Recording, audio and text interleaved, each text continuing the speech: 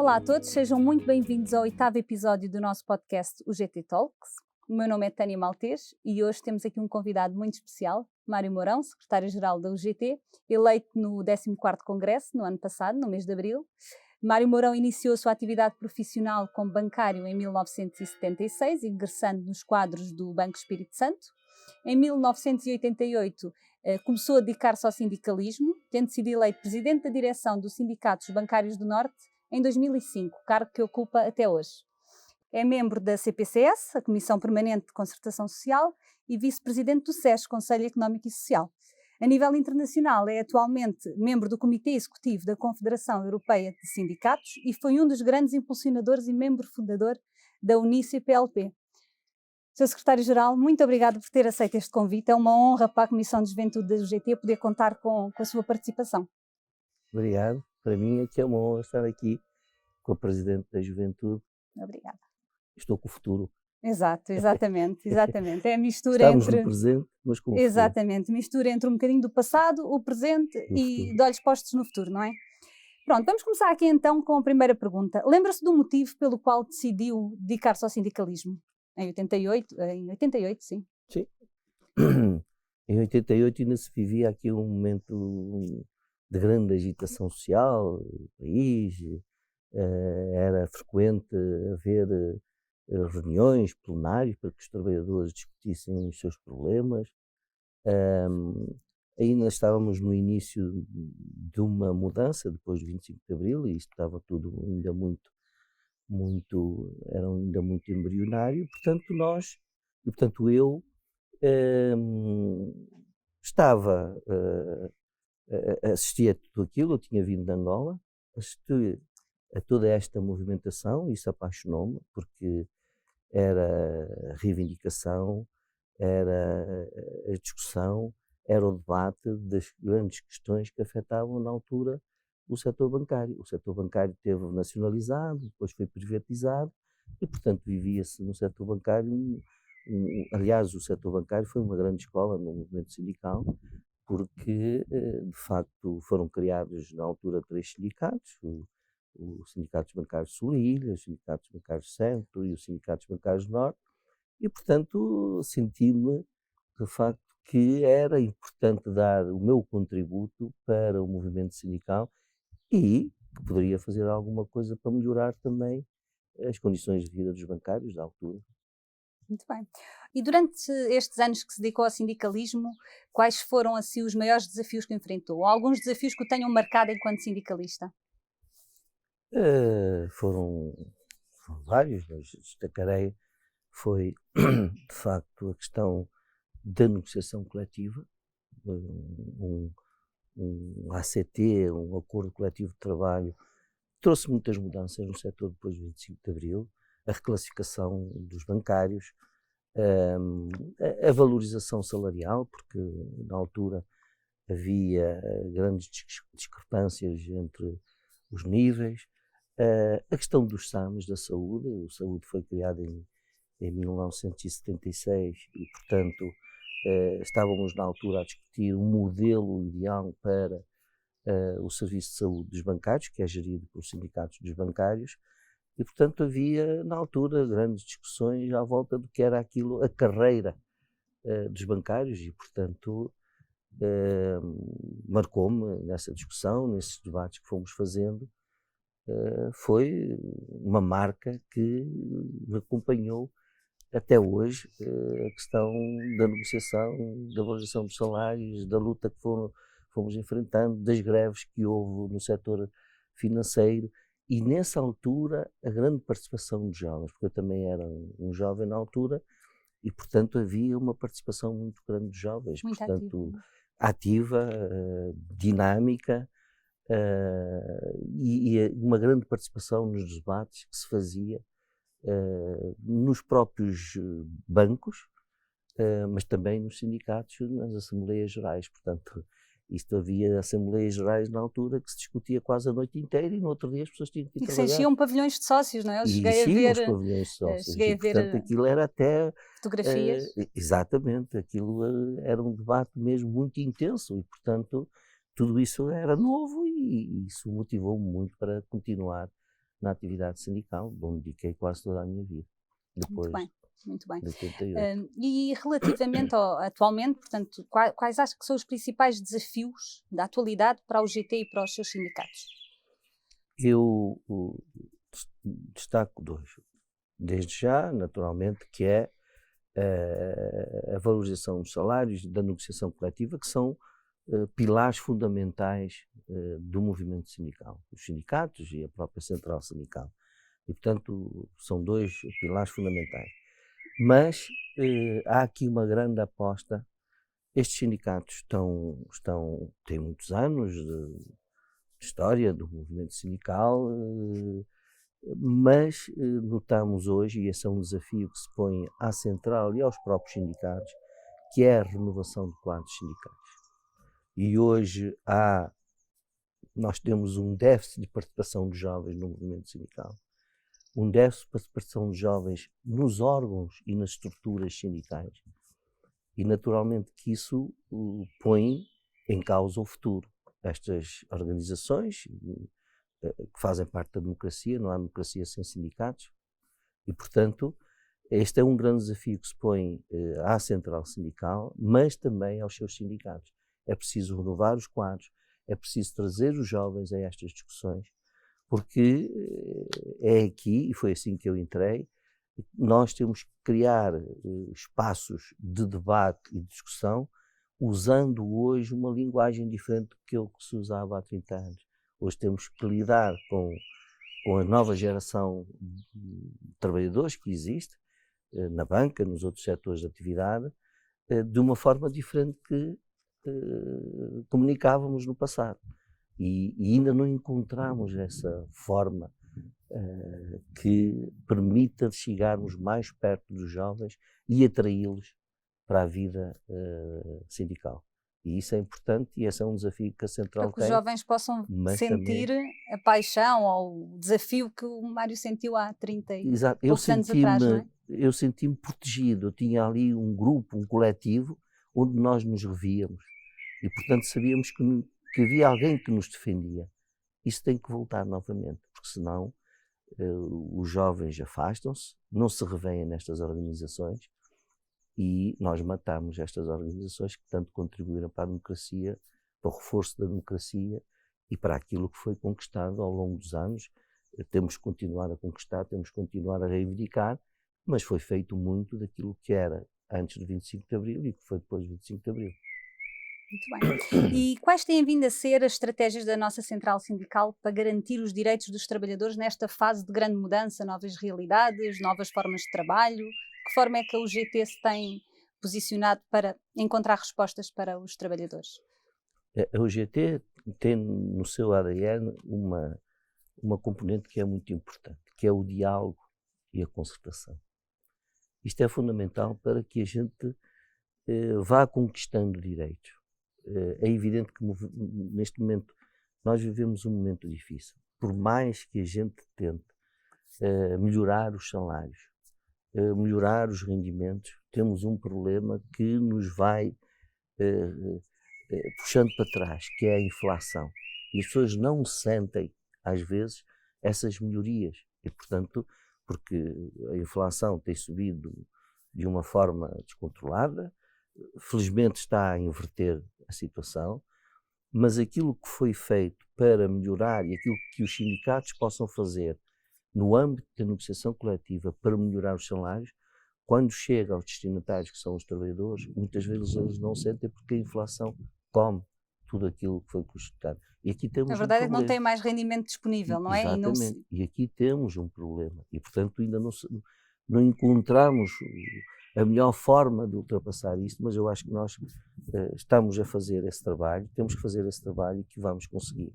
É um trabalho sem fim, não é? É um trabalho que tem o que ser. sindicalista nunca está satisfeito e ainda bem. Nós devemos sempre querer melhorar as condições. Claro, e, portanto, os objetivos, alguns são atingidos, mas nós temos sempre trabalho no dia seguinte diferente, novo, de realidades novas, de opções novas de trabalho, e portanto temos sempre uma atividade permanente que não podemos deixar nem deixar de dedicar-nos o nosso, porque é preciso empenho, é preciso sacrifício também para quem está, porque há um prejuízo pessoal na vida familiar. Claro. Os sindicalistas defendem muito e continuam a defender a conciliação entre a vida profissional e a vida familiar, mas eles são os próprios, às vezes, a abdicar dessa condição de vida porque não podem deixar de continuar a lutar e de estar à frente em representação daqueles que neles confiaram e neles votaram.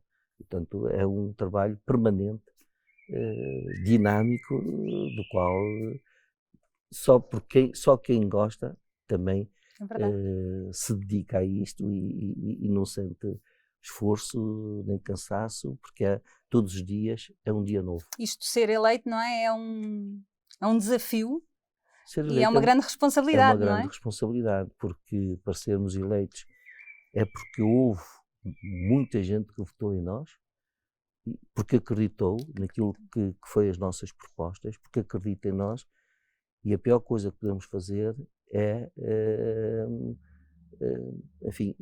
defraudar ali as expectativas. Defraudar a expectativa que criamos. O sindicalista cria expectativas e tem que fazer sempre o seu melhor. E isso é a pior coisa que pode acontecer, é defraudar a confiança que em nós é depositada. Não vai acontecer, estou confiante. E já agora queria aqui perguntar, portanto, nós agora temos aqui com um mandato que vai decorrer até 2026, quais são assim as principais bandeiras ou os principais objetivos que o GT tem para este mandato em específico? Um dos objetivos é aquilo que eu já disse. Nós temos que fazer um debate e uma discussão interna com os sindicatos, quer a central, quer os seus sindicatos, no sentido de acertarmos agulhas para que os jovens se aproximem do sindicalismo.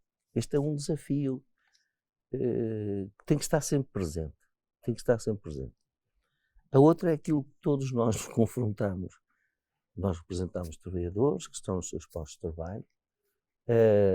Temos que negociar condições de vida que lhes permitam aumentar os seus rendimentos, para que vivam, tenham uma vida digna, para que tenham trabalho digno, quer dizer, para que, lá está a questão de que hoje é importante conciliar a vida familiar com a vida profissional. Isto hoje é muito valorizado pelas novas gerações, mas também o salário digno. E esses são desafios que a UGT tem pela frente, que não pode, o UGT e os seus sindicatos, que são os sindicatos que fazem a negociação coletiva, e portanto esses são desafios que se põem hoje, a valorização da negociação coletiva. Tem que haver diálogo, tem que haver concertação, porque sem isto é a rua, e às vezes a rua não resolve tudo.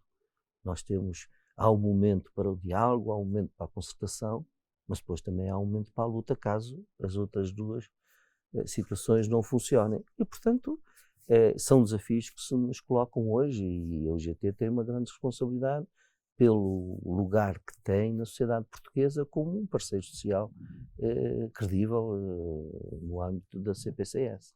E por falar no papel da UGT enquanto parceiro social, nós sabemos que a UGT assinou no dia 9 de outubro do ano passado o Acordo Tripartido de Médio Prazo de melhoria dos rendimentos, dos salários e da competitividade.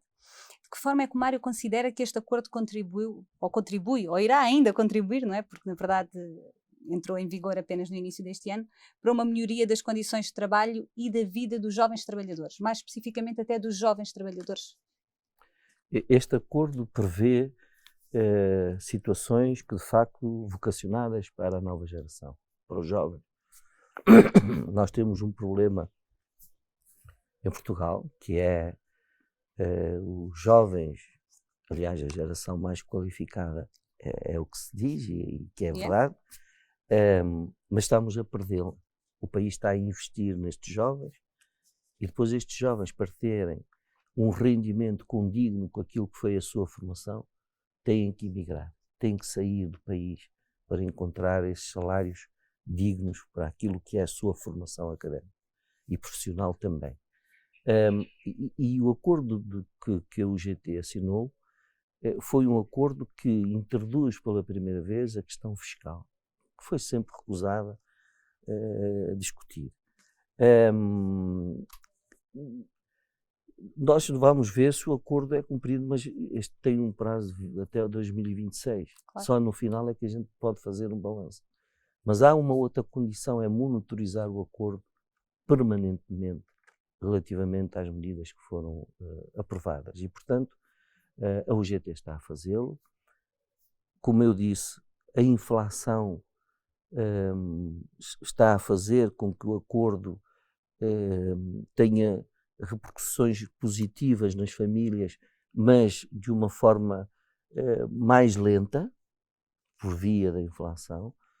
Se não fosse a inflação, naturalmente as pessoas sentiriam melhores, sentiriam, os impactos eram muito mais céleres do que aquilo que está a ser.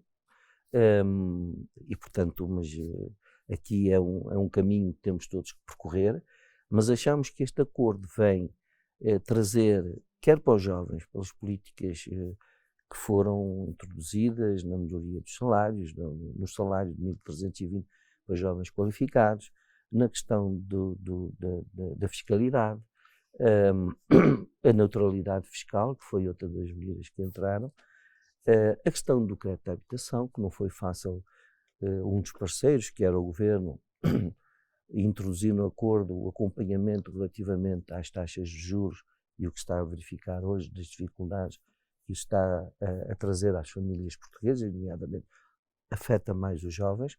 Isso também foi pela primeira vez introduzida neste acordo e, portanto, nós estamos a monitorizar. Esperemos que no final dos 4 anos a gente possa fazer o balanço e dizer que valeu a pena assinar este acordo. Porque eu acho que, e depois com outra questão que é importante neste acordo, é que este acordo permite uma cláusula de salvaguarda que a qualquer momento cada parte dos parceiros subscreveu o acordo, pode acionar um mecanismo no sentido de voltar à discussão para reajustar situações que estão no acordo e que eventualmente a situação económica do país não permitiu que o acordo ou certas medidas tenham sido cumpridas e, portanto, há uma cláusula de salvaguarda que qualquer um dos parceiros pode acionar para que sejam feitos os reajustamentos necessários para atingir o objetivo que o acordo prevê. Penso que concorda comigo quando eu afirmo que os jovens não são não só o futuro do trabalho, o futuro do sindicalismo, mas também o futuro do mundo. Aquilo que eu queria perguntar, e se calhar um bocadinho como conselho, não é? Eu, enquanto Presidente da Comissão de Juventude da UGT, vou ter esse desafio também durante este mandato. Como é que imagina o futuro do mundo sindical? Porque hoje em dia a maioria dos jovens, dependendo obviamente dos setores, prefere o teletrabalho. E, portanto, antigamente era fácil visitar os locais de trabalho, encontrar os edifícios cheios de trabalhadores, poder falar com todos. Hoje em dia a realidade que nós encontramos quando visitamos os locais de trabalho não é a mesma. Portanto, temos às vezes secretárias vazias, as pessoas estão em teletrabalho. Como é que imagina o futuro do sindicalismo, conseguirmos chegar até aos trabalhadores neste novo mundo, destas novas realidades de trabalho? Esse é o novo problema que se coloca hoje. A atividade sindical exige proximidade.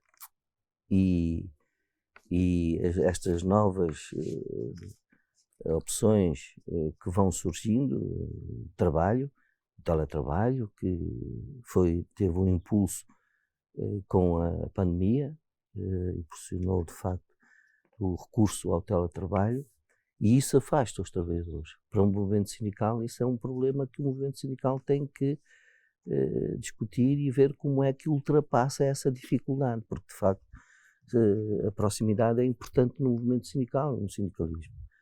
Mas eu acho que cada tempo é o seu tempo. E acho que os jovens e a nova geração vai conseguir ultrapassar esse obstáculo que hoje se coloca. Porque hoje também as exigências são diferentes. Aquilo que no meu tempo, quando integrei a atividade sindical, nós lutávamos muito pelos horários, porque saíam às 6h30, passávamos a sair às 4h30, para que houvesse tempo, pelos salários, pela redução da passagem nos níveis da própria carreira profissional. Hoje as reivindicações são outras, também é o tempo que as pessoas querem, é a liberdade, e muitas vezes é eles próprios escolherem qual é o seu horário para prestar esse serviço, desde que o preste, essa flexibilidade. E, portanto, hoje as coisas são diferentes e o movimento sindical vai ter que se adaptar a essas novas exigências destas novas opções de trabalho que estão aí a surgir. Mas eu acho que as pessoas os dirigentes, os novos dirigentes, vai haver, é inevitável. Os Encontraremos a jovens solução. vão vir, vão integrar, vão se mobilizar para estas organizações. Tudo tem o seu tempo. Façamos nós o nosso trabalho, os dirigentes mais antigos, aqueles que já estão, para abrir as portas a essa nova geração, e eles encontrarão qual é a melhor forma de comunicar com a geração atual e vão encontrar as soluções para esse Também afastamento que existe. Eu nisso não tenho dúvida. Eu acho que cada tempo é o seu tempo. E às vezes a gente faz um drama, isto vai ser o fim das organizações. Eu acho que não. Se calhar vai ser o fim como as conhecemos agora. Exato. Claro, serão os tempos diferentes. são outros. Claro. Portanto, eu tenho um filho que todos os dias, apesar de estar bem, vai ver o jornal para arranjar ainda melhor, e eu até me assusta isso, mas eu digo, eu estou errado, ele está no tempo dele e o meu tempo já não é. E portanto é assim, temos que encarar geração os tempos dos nossos de hoje. pais valorizavam a estabilidade, não Exato. é? E agora os jovens não têm medo de mudar de emprego, de arriscar. Não, claro. arriscam para ir para melhor, e portanto à geração anterior isto assusta, mas esta geração é assim, porque hoje o emprego também já não é para toda a vida como era no passado. E portanto, os jovens procuram com toda a naturalidade, mudam de emprego. E de setor mesmo, e de não é? setor, deixam de fazer algumas coisas para fazerem outras. É o tempo atual, e portanto, isso não me preocupa muito. Preocupa é que as organizações possam permitir que esses jovens venham trazer também esse novo conhecimento e essa forma de comunicar para as organizações que já existem. E enriquecer o debate, não é? Dentro dos sindicatos, dentro da central. E até entre gerações. Isso é muito importante, até entre gerações. É verdade. Então, olha, agora por último temos aqui um desafio que já tem vindo a ser habitual nos vários episódios dos nossos podcasts. Consiste em dizer a primeira palavra que se lembra de quando houve algumas palavras ditas por mim. Eu vou-lhe dizer a palavra e o Mário depois diz a primeira coisa que lhe vem à cabeça sobre esse assunto. Sobre o quê? Eu vou dizer uma palavra e o Mário diz a primeira coisa que lhe vem à cabeça quando houve essa palavra. Não há certos nem errados, portanto, é como for. Então a primeira palavra é juventude. Futuro. Teletrabalho. Incerteza. Digitalização. Inevitável. Trabalho. Realização. Sindicalismo. Desafio. Muito bem, era só isto. Acabaram-se as palavras. Muito obrigada, Sr. Secretário-Geral, por ter aceito aqui este desafio da Comissão de Juventude da UGT. Foi realmente uma honra poder contar com a sua participação. Em meu nome e em nome de toda a Comissão de Juventude, eu agradeço ter aceito. E relativamente a este episódio, ficará disponível, como todos os outros, nas plataformas digitais, em todas as redes sociais da UGT. Partilhem com os vossos amigos, com os vossos colegas, com os vossos familiares, para conhecerem melhor o novo Secretário-Geral da UGT, e até uma próxima.